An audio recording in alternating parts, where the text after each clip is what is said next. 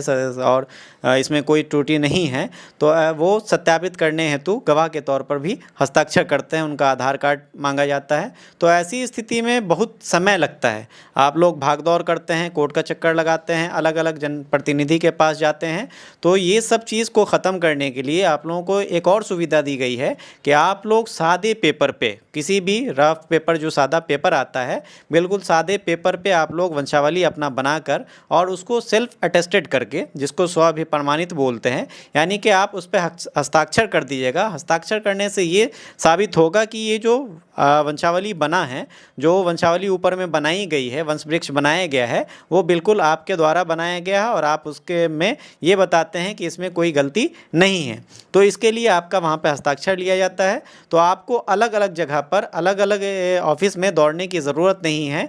आपको वंशावली खुद से भी बना सकते हैं। आपको ये प्रावधान दिया गया है कि सादे पेपर पे आप वंशावली बनाइए और वंशावली बनाने के बाद उस पर अपना हस्ताक्षर कर दीजिए। हस्ताक्षर करने से वो एक तरह से वेरीफाई हो जाता है। सर एक डाउट है, जैसे वंशावली अगर कोई स्वयं से बनाता है तो वो क्या, जैसे मान लीजिए किसी के दादा के नाम से, अभी उनके पिताजी जीवित है, तो क्या उनके पोता को दर्शाना जरूरी है या ऐसे ही पीते तक छोड़ देना है? देखिए, भूमि सर्वे में जो भी वंशावली इस्तेमाल होती है, उसमें जहाँ पे जीवित रैयत आ गए, वहीं पर उस वंशावली को बंद कर दी जाती है और शुरुआत आपको वहाँ से करना है जिस रैयत के नाम पर पेपर है। जैसे फॉर एग्जांपल मैं बताऊँ कि आपके दादा के नाम से खतियान है और आपके पिताजी और चाचा जी अभी जीवित हैं, तो सबसे ऊपर में आपके दादाजी का नाम यहाँ पर दर्ज होगा।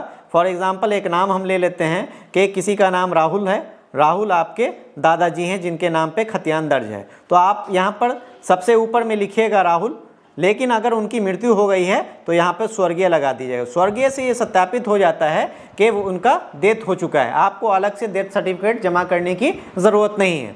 ये स्वर्गीय राहुल लिख दिया और स्वर्गीय राहुल के बाद यहाँ पर उनके पिता का नाम भी दर्ज कर दीजिए ताकि खतियान से वो मैच करने में आसानी हो।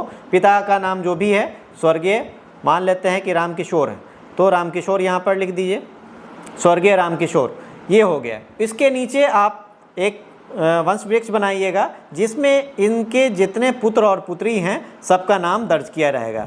अब मान लेते हैं फॉर एग्जांपल के स्वर्गीय राहुल जी जो थे, इनके 2 पुत्र और 1 पुत्री हैं, तो यहाँ पर 2 पुत्र और 1 पुत्री का नाम आप लोग दर्ज कर दिएगा। एक पुत्र जिनका नाम अभिषेक है, तो यहाँ पर अभिषेक दर्ज कर दीजिए, और एक पुत्र जिनका नाम रोहन है तो रोहन दर्ज कर दीजिए। एक पुत्री उनके पास है, मान लेते हैं कोई भी नाम उठा लेते हैं, खुशबू कुमारी है तो खुशबू कुमारी यहाँ पर दर्ज कर दीजिए। ये हो गया। अगर ये तीनों जीवित हैं तो वंशावली आके यहीं पे बंद हो जाएगी, आपको नीचे दर्ज नहीं करना है। लेकिन अगर इसमें से किसी एक की भी मृत्यु हो गई है तो आप क्या करेंगे कि उनके नाम में फिर से स्वर्गीय लगा देंगे और स्वर्गीय लगाने के बाद फिर उनके नीचे आएंगे। जैसे ये अभिषेक जी हैं, इनकी मृत्यु हो गई है तो ये स्वर्गीय आगे लगा दिए और स्वर्गीय लगाने के बाद फिर इसके नीचे अगर उनकी पत्नी जीवित है तो पत्नी का नाम दर्ज होगा। अगर पत्नी जीवित हैं तो वो मसूमात रहेंगी, तो मसूमात जो भी है, मान लेते हैं कि एक नाम है शांति देवी, तो शांति देवी यहाँ पर दर्ज कर दिया और फिर इसके नीचे इनके जो भी पुत्र पुत्रियाँ होंगी उनका नाम दर्ज कर दिया जाएगा। अगर पत्नी की मृत्यु हो गई है तो फिर पत्नी का नाम भी दर्ज करने की ज़रूरत नहीं है, आप सीधे स्वर्गीय अभिषेक के नीचे उनके जो भी पुत्र और पुत्री हैं उनका नाम दर्ज कर सकते हैं। फॉर एग्ज़ाम्पल 3 पुत्र हैं उनके पास, कोई भी नाम ले लेते हैं हम एग्ज़ाम्पल के तौर पर। एक एग्ज़ाम्पल के तौर पर पहला जो पुत्र है वो रोहित नाम है, दूसरा पुत्र अजय नाम है और तीसरा पुत्र मुरली नाम है। तो ये तीनों पुत्र का नाम यहाँ पर दर्ज कर देंगे। नीचे वंशावली में वंश वृक्ष तभी आएगा जब ऊपर वाले रैयत का डेथ हो गया है, मृत्यु हो गया है, तब नीचे लाएंगे। अगर जहाँ पर जीवित रैयत आके ख़त्म हो जा रहा है वहाँ पर आप वंशावली को बंद कर देंगे, वंशावली आगे नहीं बनाना है। और यहाँ पर जो प्रस्तुत कर रहे हैं वंशावली, उनका स्वअभिप्रमाणित यानी कि सेल्फ अटेस्टेड करके यहाँ पर साइन कर देंगे। इसका 100% मान्यता है और इसी के आधार पर हम लोग जांच करेंगे और जांच करने के उपरांत अगर ये वंशावली सही पाया जाता है तो इसके आधार पर काम किया जाएगा।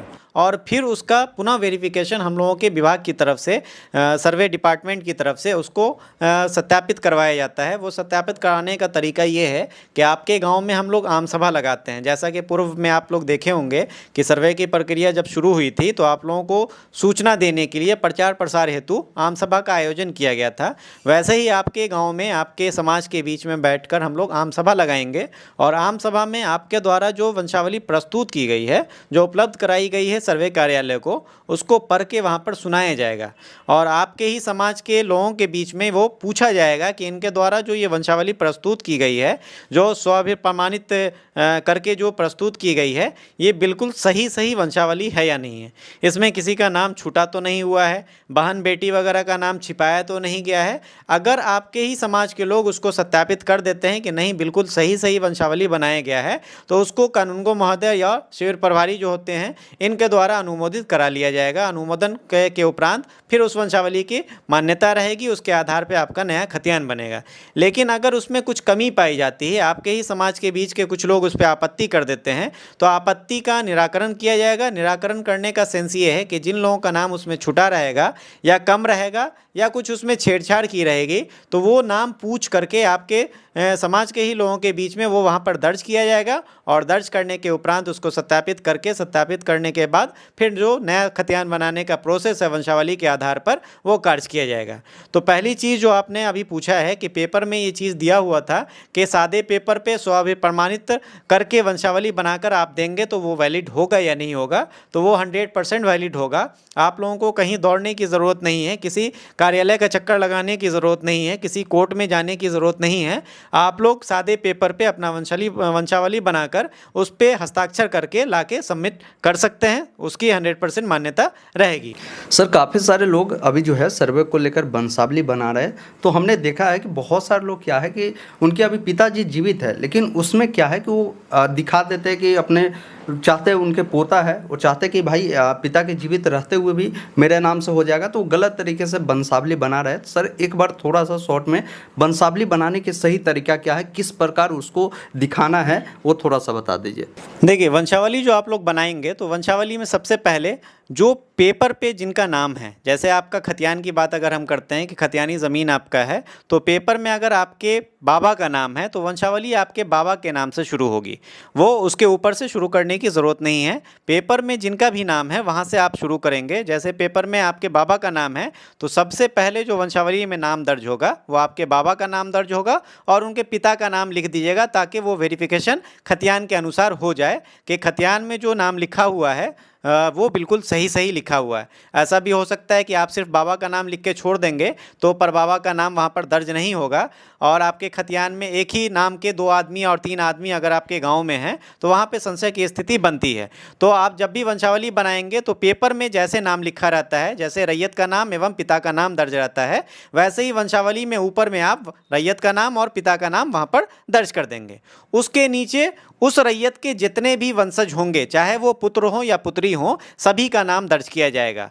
वंशावली जो ख़त्म होती है वो जीवित रैयत आके जहाँ पे ख़त्म हो जाता है वहीं पे वंशावली को आपको क्लोज कर देना है। ऐसा नहीं है कि आपके पिताजी जीवित हैं और आप वंशावली में नीचे में अपना नाम दर्ज कर लिए। तो ऐसे केस में अगर जीवित आपके पिताजी हैं तो आपको पिताजी पे ही लाके वंशावली को स्टॉप कर देना है, रोक देना है, उसके नीचे नाम दर्ज करने की ज़रूरत नहीं है। लेकिन अगर पिताजी की मृत्यु हो गई है तो फिर आपके माता अगर जीवित हैं तो माता का नाम नीचे लिखाएगा मसोमात करके, और फिर आपके जितने भी भाई बहन हैं सब लोगों का नाम वहाँ पर दर्ज किया जाएगा। तो वंशावली में बस एक चीज़ का ख्याल रखना है कि किसी भी रैयत को, किसी भी आदमी को गलत तरीके से स्वर्गीय नहीं दर्शाना है। बहुत सारे लोग क्या करते हैं कि सर्वे हो रहा है, चलो चालाकी दिखा लेते हैं, और अगर पिता की मृत्यु नहीं हुई है और पिता के नाम पे हम ज़मीन रखना नहीं चाहते हैं, वंशावली में स्वर्गीय लगा दिए और नीचे में अपने सारे भाइयों और बहनों का नाम दर्ज कर दिए ताकि खतियान मेरे नाम पे दर्ज हो जाए। तो आप लोगों को मैं इससे पहले भी बता चुका हूं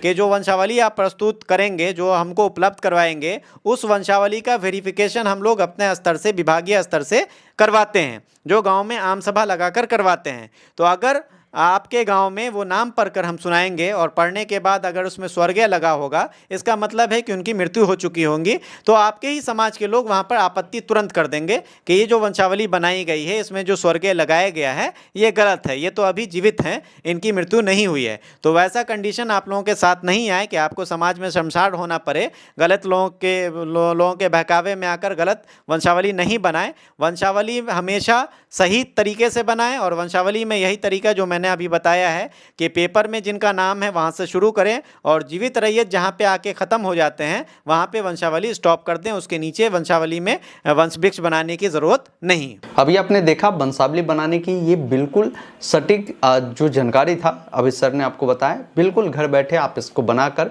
इसका उपयोग आप कर सकते हैं अपने ज़मीन सर्वे में, कहीं भी कोई आपको परेशानी नहीं होने वाली है। बाकी ये वीडियो कैसा लगा अपना राय जरूर दीजिएगा। बाकी वंशावली के ऊपर में कोई डाउट है साथियों तो उसके ऊपर वीडियो यहाँ पर बना है, उसे देखिए। और फॉर्म भरना है तो तीनों फॉर्म सर ने ही बताया कि कैसे भरना है, वो वीडियो यहाँ मिलेगा, उससे देख लीजिए। धन्यवाद, जय हिंद।